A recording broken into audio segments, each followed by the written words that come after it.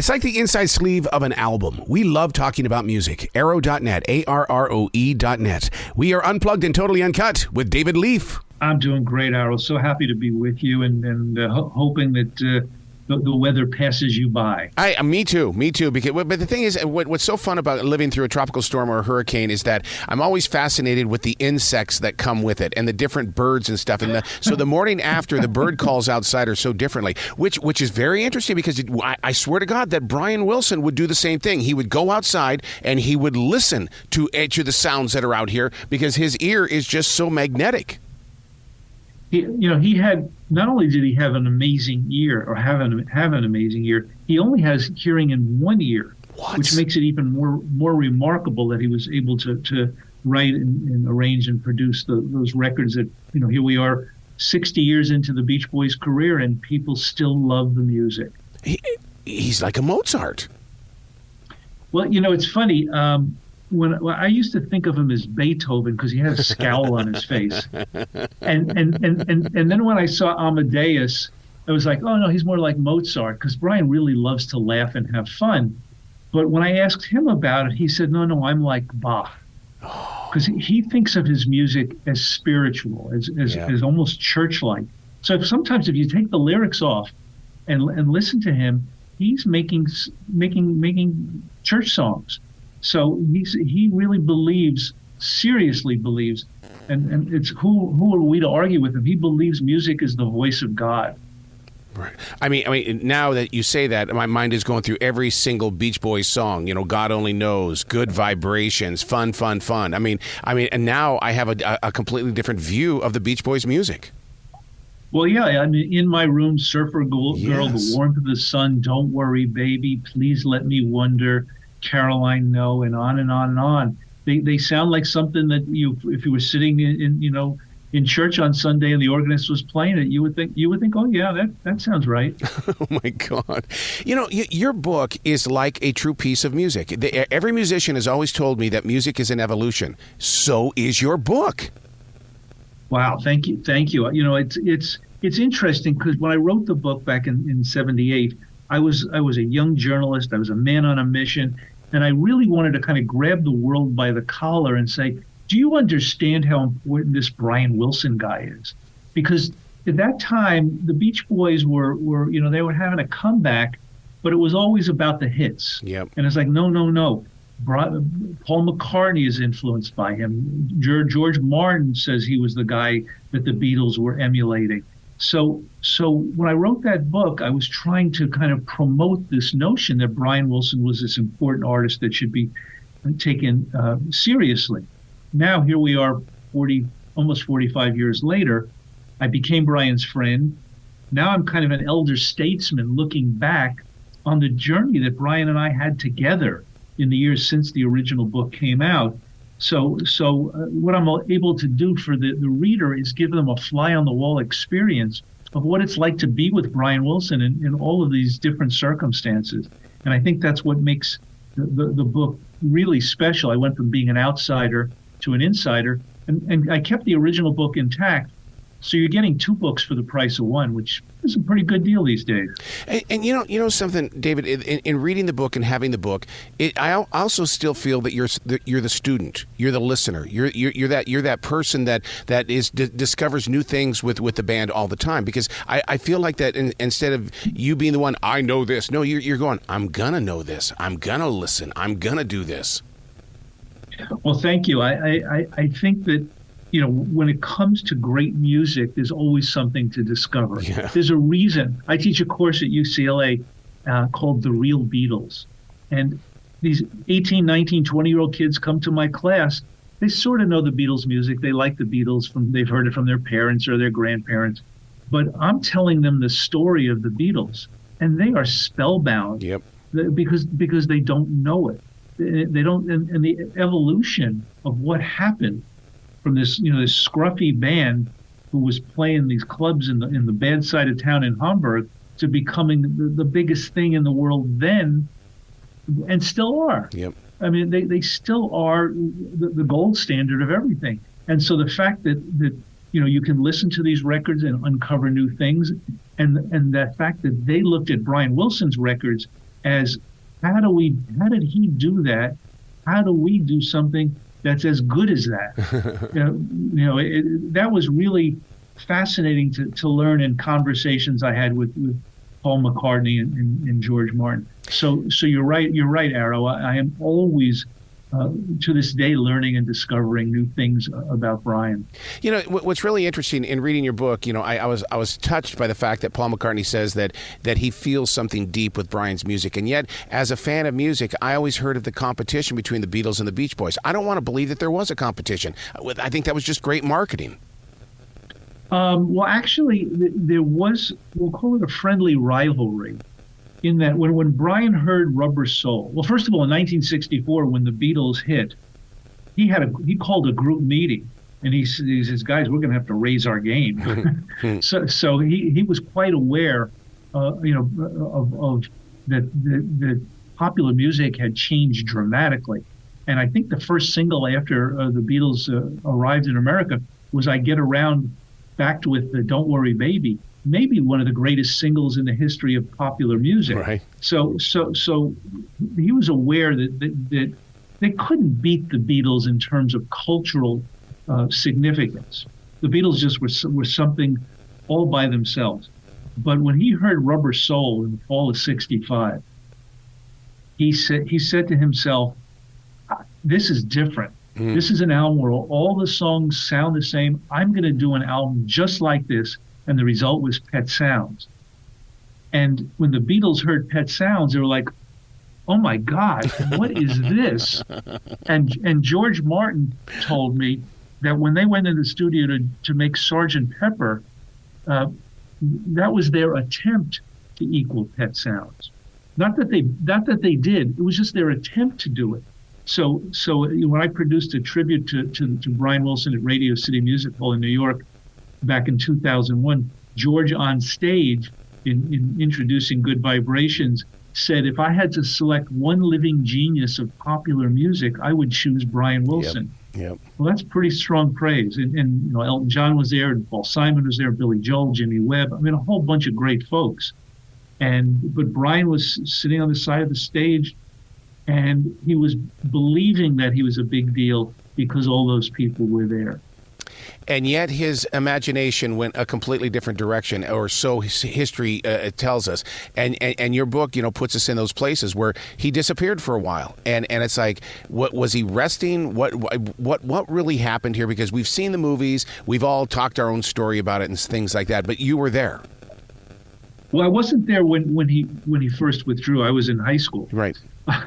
So I had to come out here and find it. I worked on a documentary produced by the legendary Don Was back in '95 Yes. called "I Just Wasn't Made for These Times," and you can actually watch it on YouTube, and it's a pretty informative piece and important, because for the film we interviewed Brian's first wife, Brian's late brother Carl, Brian's late mother Audrey, and they say things in the film that you can't.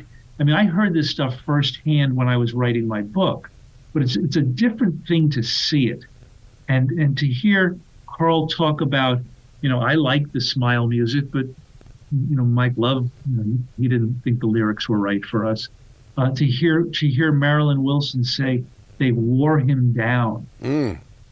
Now that tells you that there was an internal conflict. So you combine that with the record company didn't like the new directions Brian was going in, that Mike Love didn't like the new direction the group was going in because he didn't think it was right for the fans. That Murray Wilson, who had been the group's manager, Brian's abusive father, was the publisher. He didn't like the direction. Brian was taking some drugs. There was this whole mess.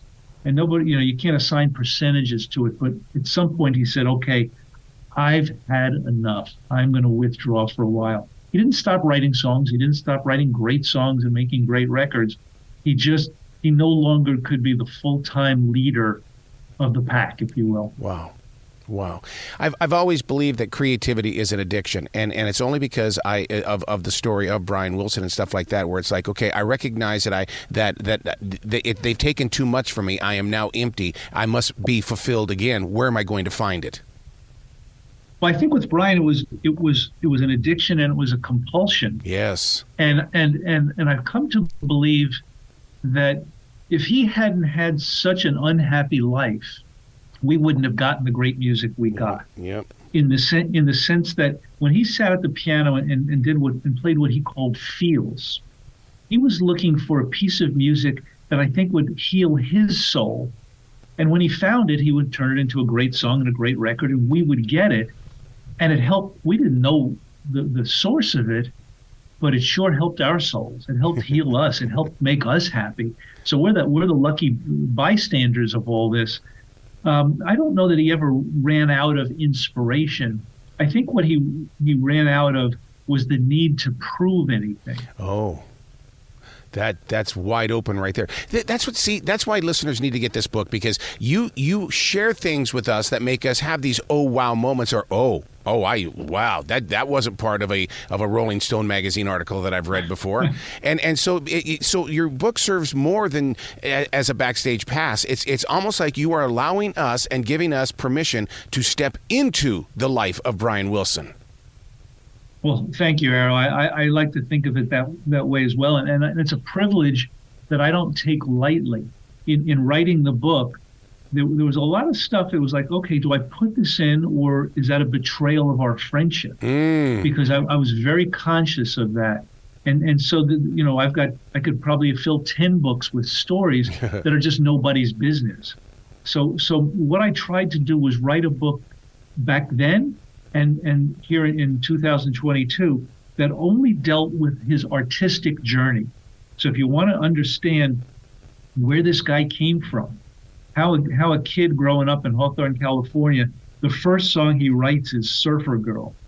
How does that happen? And, even as recently as last year with his At My Piano album, when he just played very beautiful, soft piano versions of his favorite songs of his own, whether it was Don't Worry Baby or God Only Knows or Heroes in Dawn. The guy is so smart about everything. Yeah.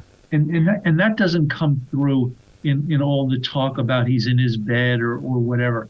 I've seen it. He just remembers everybody and everything, and he just loves hearing people play his music beautifully, listen to it and respond to it, and then order a room service steak. He's also a brilliant listener, because I've been with him a couple of times, and he listens and he brings questions to you as the person that's supposed to be the interviewer, but you're not. You're part of a great conversation with a regular everyday guy who happens to be a musician. He is a regular everyday guy, absolutely. And I think the reason we're friends to this day is we just had fun hanging out. Yeah. So we'd go to the Y and we'd go swimming. We'd go to the movies. We'd go out to dinner. We'd ride in the car and sing along to the radio. And he is the most sincere person you could meet. Mm-hmm. He doesn't have an ironic bone in his body. And back around 2007, he was writing this new rock opera called That Lucky Old Sun, S-U-N. And I said to him, hey, Brian, why don't you change the title to That Lucky Old Son, S-O-N? Yes. That would be kind of ironic because of your father. And he goes, no. It wasn't even a discussion. No, because he is so sincere. And I think that comes through in the music. Absolutely, it does. So one of the things that I've learned about the Beach Boys is how down to earth they are as an entire family and team. And the reason why I bring that up is because here in Charlotte, David Baird has been an instrument to the Beach Boys and stuff like that. Have your paths crossed with David? Oh, absolutely. Endless Summer Quarterly. I've known the guys Lee and David for decades. I mean, back into the 1990s at least. Wow. And David is probably the Beach Boys' biggest champion in print, and my focus is on Brian, because I think that's the story that will matter ultimately. Yeah. One could write a book about the Beach Boys' road adventures, about the marriages and divorces. None of that stuff interested me. What interested me was, who is this magician who created this amazing music? And how did it happen? How much insight can I give the reader into that by talking to the musicians, by talking to his collaborators, and get a sense of what was happening at the moment he was creating his greatest music. Yeah.